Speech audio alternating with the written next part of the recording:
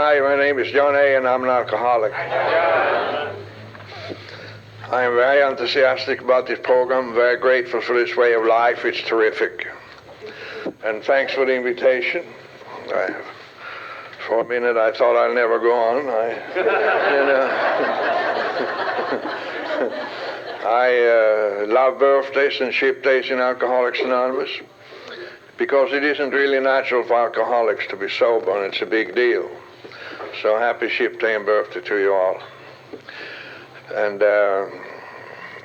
I have a lot of friends in this room that I love very much. Have known me for years and years in this fellowship, and you have never seen me before. In a very short while you will know me very intimately.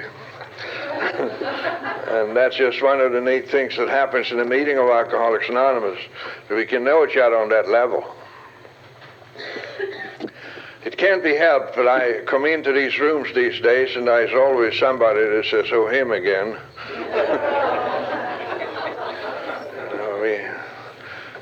We have a few seats up here if you want to come sit down. I know it doesn't give me too much confidence, and it's like if I don't like the son of a bitch, I leave,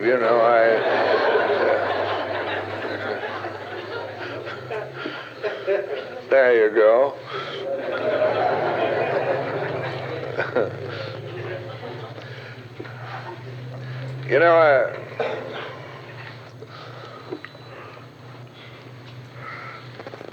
I was invited to Flagstaff a while back, and the guy who invited me, he was old like myself, and I asked him, I said, you invited me here 7 years ago, 11 years ago, 19 years ago, and 27 years ago. I said, why do you invite me again? He said, I wanted to hear you one more time before you die.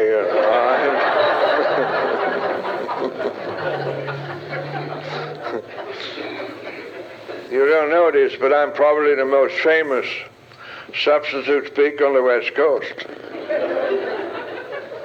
Started long ago. Sometimes the circus speakers are invited to 2 different locations the same weekend. And 31 years ago, Dr. Paul, you call him, he was only a year sober, but he was already a circus speaker.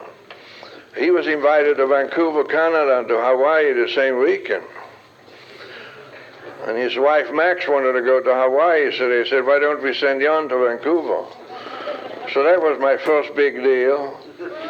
I came up to Vancouver, and my host there, his name was Corky Berg, and he picked me up at the airport and took me to the hotel where everything was going. There were 4,500 people there milling around. We stand out in the lobby, and this lady came up to Corky and said, hi, how are you? And he said, I'm really good, how are you? She said, you don't remember me, do you? And he said, sure, honey, but I'm rather busy with this gentleman right now. So she left, and I said, Corky, she wanted to talk to you. I mean, you don't have to babysit me. Everybody are friendly. I said, why don't you go and talk to her? So he left. He came back 10 minutes later and said, that's the damnedest thing I've ever run into in my life. I said, what happened, Corky? She said, I came over there and said, hi, how are you? And she said, you don't remember me, do you? And I said, sure, honey, what meeting did I meet you at? And she said, for God's sake, man, I was your second wife, A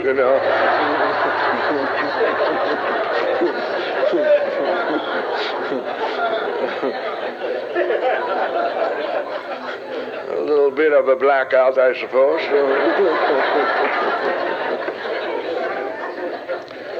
So there was a whole bunch of court cards here this evening. I just want you to know that it ain't social drinking to get court cards. I mean, I threw that in for free. Some of you might hate me already. Hope you keep in mind I'm a very sensitive alcoholic, and I need a lot of love and care. But I'm glad you're here. And I don't think I'm too presumptuous if I say that some of us here tonight sit with a bunch of burdens and lots of if-onlys. But be that as it may, we are here in these rooms are still the lucky ones because we have a chance. Lots of people don't have a chance for various reasons. For the record, my grandfather died from alcoholic delirium in 1910. He lived in a 2,000-acre place outside Stockholm. They were breeding racehorses at this place. But he died from alcoholic delirium. My father had a problem with his liver in 1927, and nobody knew anything about this illness then. He was a giant of a man. He radiated vitality. Women adored him. Men envied him. But he died 3 years later. And he only weighed 130 pounds when he died, and he didn't want to die at all. And he didn't have much of a chance. I was 8 years old then. And it is something to see a beautiful human being like he once was.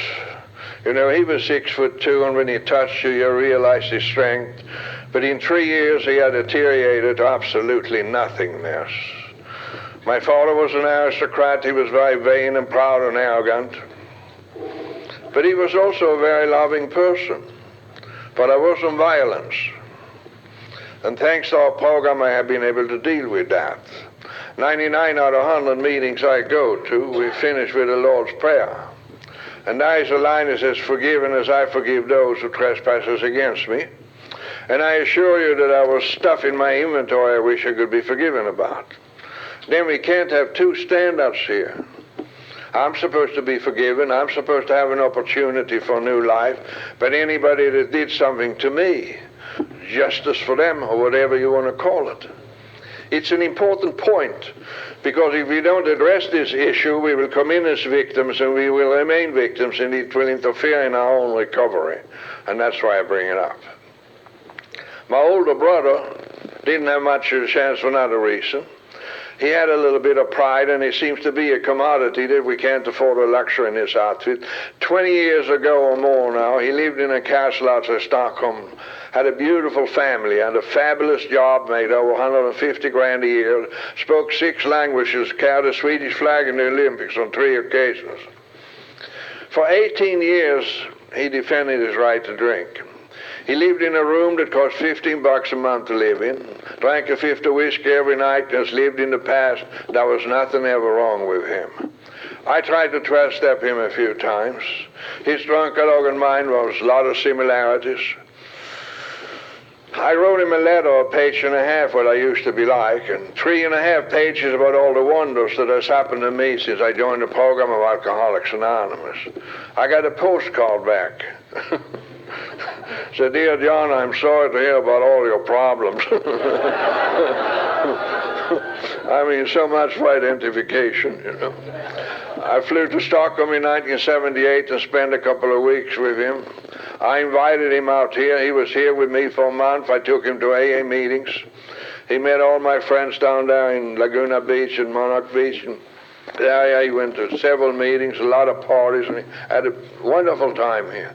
The night when he should fly back to Stockholm again, I said to him, "What do you think about this thing?" He said, "You don't understand, I don't want to quit. It's the only thing that's real in my life. I sit down in my room and drink a fifth of whiskey every night and just relive when I was on top of everything." And I said, "I understand." He flew home. He died 10 months later from yellow jaundice. You know, he was the prime in his life. My younger brother has gone through scripts in La Jolla twice. First time was 19 years ago now, and they told him that his liver was shot, shouldn't drink alcohol anymore. To make a long story short, he's still drinking. And sometimes you and I wonder, what's wrong with people like my brothers? There's nothing wrong with them. Alcohol did something for my older brother to the day he died. It's still doing something for my younger brother. And that's the nature of the illness. And that's why I said in the beginning that you and I are the lucky ones, because of the evidences in these rooms. The people like you and I, the way we drank and carried on, we can change and live without and have fabulous lives. And as far as I'm concerned, that's what the program of Alcoholics Anonymous is all about, how to live good out there without it. You know, and one more thing about this insidious denial. I just love this guy. He was up on this podium a few years ago, and he stood here and he said, "Yeah, I drove down the highway in my Corvette, 140 miles an hour. I rolled it 6 times, came up on the other side and said, never again am I going to buy a goddamn Chevy." You know? I mean, isn't that how we are? Yeah. I talk to newcomers. I love the feelings in these rooms when there are newcomers, and I like being a newcomer myself. It's very important to me. And I'd like to share with you why I like to remember that time in my life when I was just in AA for a couple of weeks. When I realized there was something going on in these rooms. It's called hope. I hope I never forget it, how I felt that time when I realized it. I hope I never forget the last year I drank, because I compromised on everything I believed in and stood for. I couldn't live or function without liquor. I didn't dare to go to sleep if I didn't have a fifth of whiskey in the refrigerator, because I had to have it when I woke up. And if I ran out of booze at midnight, I usually called an associate of mine in Baldwin Park and said, Harold, next week you will owe me $150 on this particular job. But if you give me $20 tonight, you won't have to pay me $130 next week. And I drove a 100-mile round trip at midnight to pick up $20. I didn't dare to buy any booze in Baldwin Park, because then I wouldn't make it home. When I came home to Anaheim, where we lived at the time, I bought a fifth of Imperial Bourbon for $4.85. And then I was safe, and I had to live like that. I hope I never forget that period of my life. I know some of us, after we get a little well and get a few dollars in our pockets and bedroom privileges again, we forget how it really was. In fact, Karen cut me off 6 months before I came into AA. She really ran out of humor at the end, I tell you. She stood on and looked at me one evening and said, John, I wish you could find yourself a girlfriend. I wouldn't have to fool with you. She said, you take forever. After sobriety, take forever. It's very commendable. I ain't really fair, folks, right? I was very sensitive those days, you know. The other reason why I like to remember that period in my life when I was new in AA, I'd been going to meetings every day for 90 days. And Phil Petty talked one Sunday morning.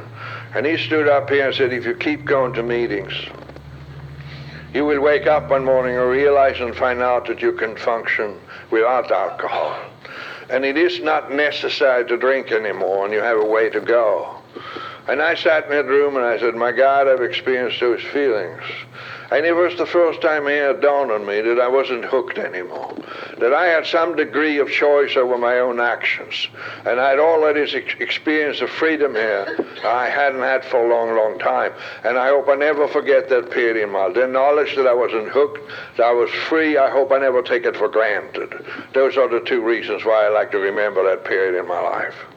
I didn't start to drink until I was 31 years old. I know it doesn't sound so promising right now, but that's how it was. But I share with you how I was when I was young. And the reason why I didn't drink when I was young, when my father died, I promised my grandmother I was never going to drink, so I didn't drink. When I was 19 years old, I had gone to college a year.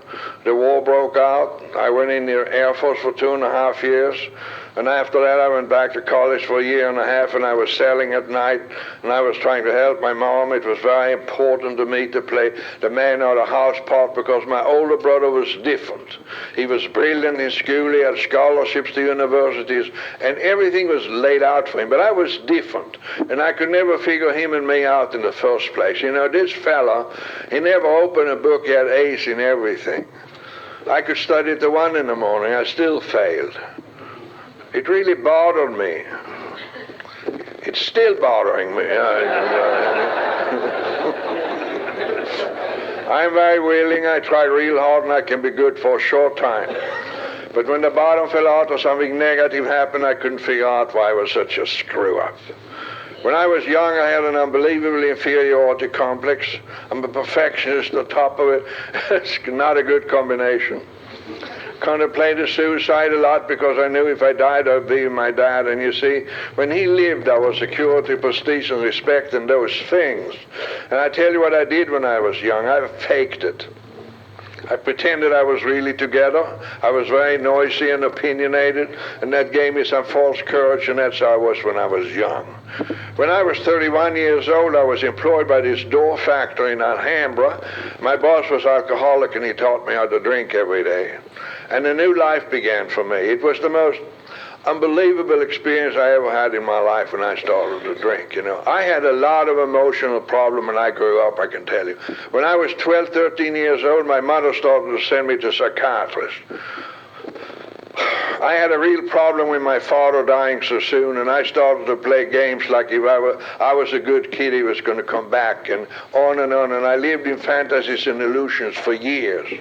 And when I started to drink alcohol, it was like I couldn't miss. You know, we had early times at 8 o'clock in the morning, cocktails at 10, martini lunch was from 12 to 2:30. Made a couple of calls in the afternoon and went back to the office and typed up bits from 6 to midnight, drank whiskey. And I thought I landed in heaven. You know, in retrospect, I drank a fifth of booze a day from day one. For 2 years, I was never drunk, never hungover. I just felt good.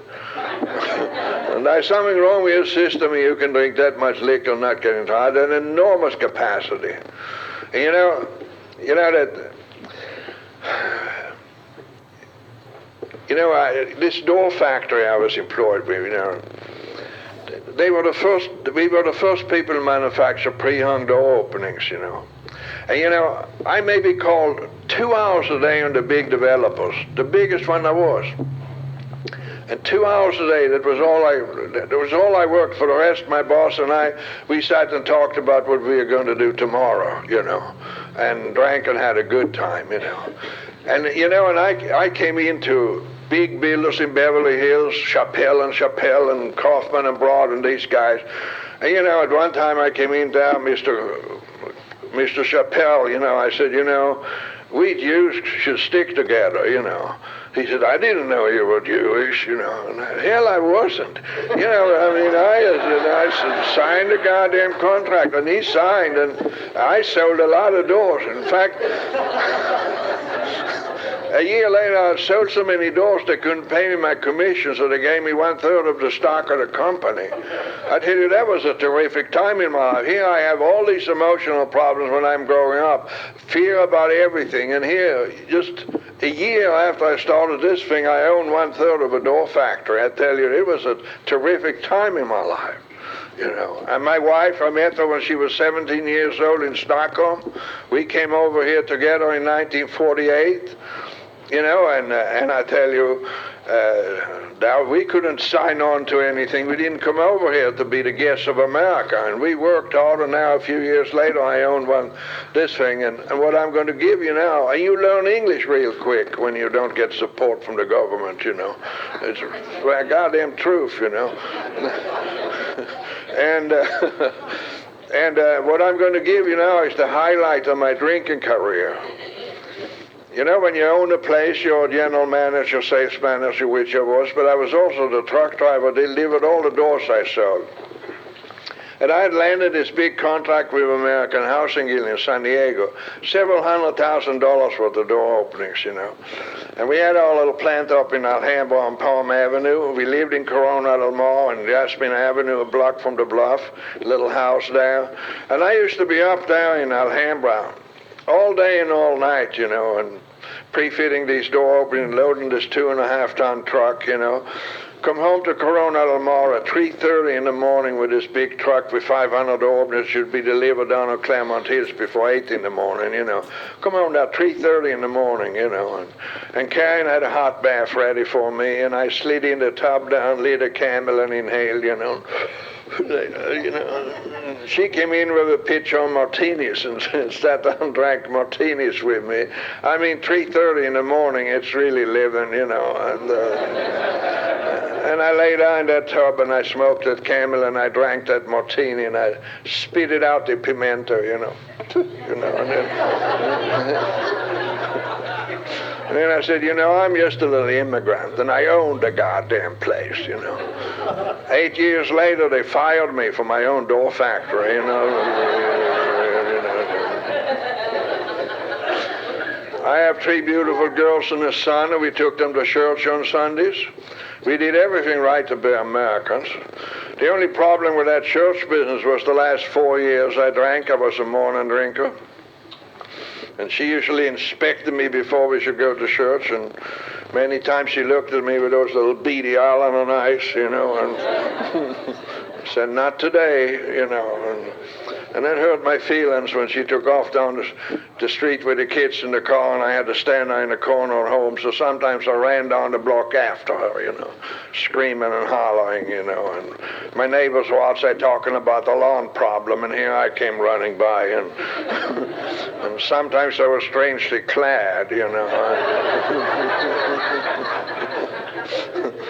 She saw me in the rearview mirror coming after I in my pajamas, So she stopped down the block and waited for me and rolled down the window and said, what's the matter now, And I said, don't forget to pray for me, and gave her the finger.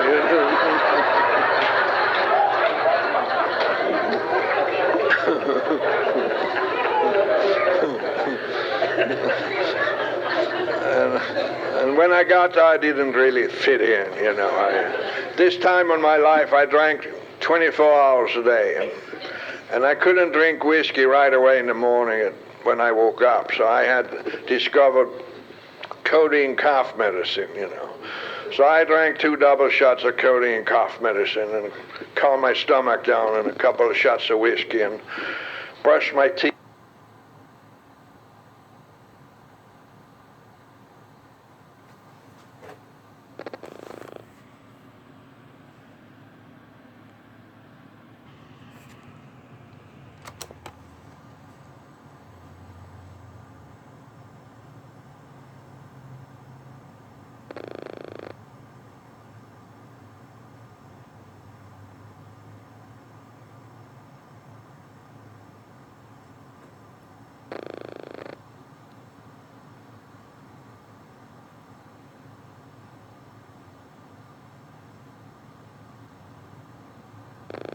Small steps and tried to look effective.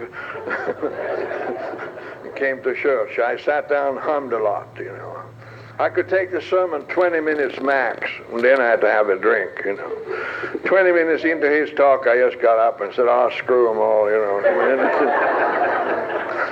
And then I went home and I drank Grant Scotch those days and played good music and became very spiritual, Stan Getz and Dave Brubeck and La Boheme and Coleman Hawkins and the big bands, That was my music, After sobriety, I even played Pink Floyd and Brian Ferry, I don't know. Dark Side of the Moon, wow, I really never had any problem with alcohol until I tried to stop drinking. One week my wife says to me, said, you drink too much. I said, what are you talking about? I said, Johnny, you drink way too much booze. I said, well, then I'll quit. And then I couldn't quit, and that's when it all began. Because when I had been off the sauce for a couple of days, I got the shakes. And then 2 shots of whiskey stopped the shakes so I could function and work. So then I had to con myself into why I had to have a couple of drinks all the time. And then I lied about it, and then I was hiding, and from then on it got worse. When I was into 2-3 years of my drinking, I was up to 2/5 of whiskey a day. The last year I drank, the last 10 months I drank, it didn't matter if I drank 1/5 or 3/5 of whiskey a day. I also drank 2 bottles of codeine cough medicine every day. And 6 anisins 4 times a day, and I was absolutely weird, Those 10 months I couldn't get drunk and I couldn't get sober, and the guilt was on all the time, and there was no relief, and I just thought I was going crazy, and I probably was. And this is a terrifying time in our life because we can't tell nobody. I was just afraid that she was going to figure out how I had to live to function, and I knew they were going to put me away somewhere. And sometimes in here we talk about the alcoholic loneliness. And as far as I'm concerned, there's nothing like it, because it is a total isolation. And we drink to live, and we know we are dying. There's no way out of it, and that's how it is. 2 years after the shakes began, weirder things happened to me when I stopped drinking. One morning at 4 o'clock, I sat straight up in my bed and looked in front of me, and this big white snake came out of the wall. You know, I never saw anything like it in my life. You know, it came right out of the wall. It was snow white, had 3 black eyes. But this big in diameter, his fattest bone, he was 23 feet long. And he came slowly across the room, stopped right in front of my face, started to hiss at me. I could even smell him. Kind of a Peralta, sweet mocha little thing. It was incredible, you know. It smelled like death. And I sat down and said to myself, you know, I haven't had a drink for 3 days, so it can't be the booze. Anybody gone through DTs lately? No, you're all a bunch of high-bottom drunks in this outfit. The closer he came, the more I screamed. And the noise in my head for my own scream reached such a crescendo, it was eventually like my brain exploded for my own screams. It finally just said, phew, and then I blacked out and fell backward. That was my experience with it. My wife told me in the morning, she said, something strange happened this morning around 4 o'clock. She said, you sat straight up, looked in front of you for quite a while, and then you said, ee!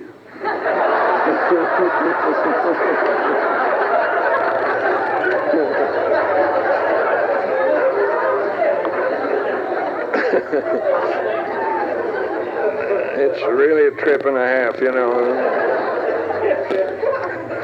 One night I made love to her when she wasn't even there. And that's kind of tricky. She was actually laying 2 feet away from me there. She said, what are you doing over there?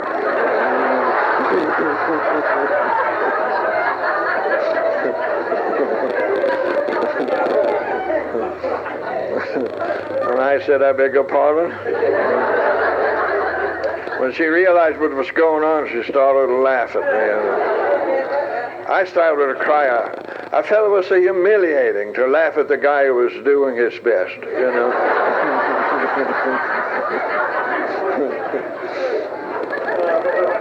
In the morning, I had been out in the kitchen. I'd had my codeine cough medicine in my whiskey, and she met me in the hallway. I said, well, good morning, lover boy, you know. I didn't feel any pain. I just smiled. That's the best peace I've had in a long time.